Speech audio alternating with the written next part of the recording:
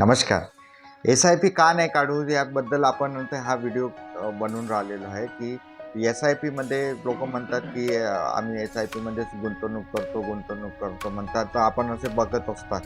परंतु मित्रांनो, ज्या पद्धतीनं SIPमध्ये आज चालू आहे की सगळेजण कोणी पण ज्याला त्याबद्दल माहिती नसेल तरी तो SIP काढत आहे. परंतु मित्रांनो, मला हे सांगायचं आहे की आपण आपल्या कोणत्याही अशा उपक्रमामध्ये जेव्हा आर्थिक याच्यामध्ये तुम्ही जोखीम घेता तर त्याची पुरेपूर माहिती घेऊनच तुम्ही ते करा. 1-2 वर्षातच पैसे काढायचे असेल जर तुम्हाला, तर SIP योग्य नाही.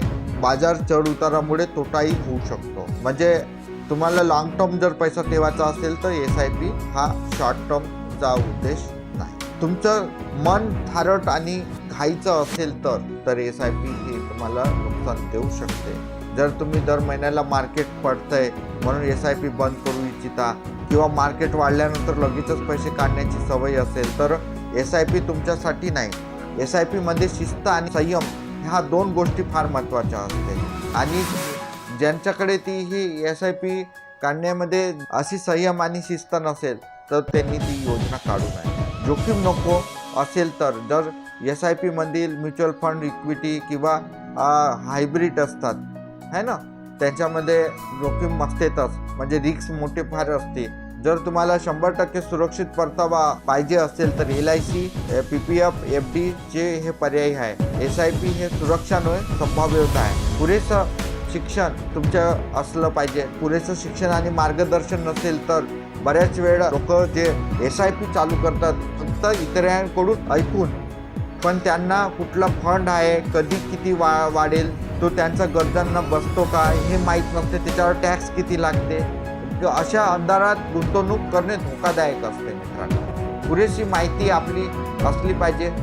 नियमित, अत्यंत अनियमित उत्पन्न असल्यास सुद्धा, म्हणजे कधी पगार आपला होतो नाही होत आणि आपल्याला बरोबर पुरेसा पैसा नसेल न SIPच्या माध्यमातून धावलो आपण, तर आपण कधी पुढे जाऊ शकत नाही. जर तुमचं उत्पन्न नियमित असेल, काही महिने पैसे येतात आणि पैसे काही नाही आले तर हप्ता भरता आला नाही तर त्यामुळे SIP तुम्हाला नुकसान देऊ शकतो. कारण चढ उतारामुळे मार्केटमध्ये मोठ्या प्रमाणामध्ये नुकसानीचा सामना करावा लागतो. तर अशा प्रकारे SIP कधी काढावं याबद्दल मी तुम्हाला माहिती देतो. दीर्घकालीन उद्दिष्ट असेल, 5 वर्षाहून अधिक काळ तुम्ही थांबत असेल, संयमशिस्त असेल, दर महिन्याला नियमित बचत करणं शक्य असेल, थोडी जोखीम घेण्याची तयारी असेल तरच आपण SIP काढूया.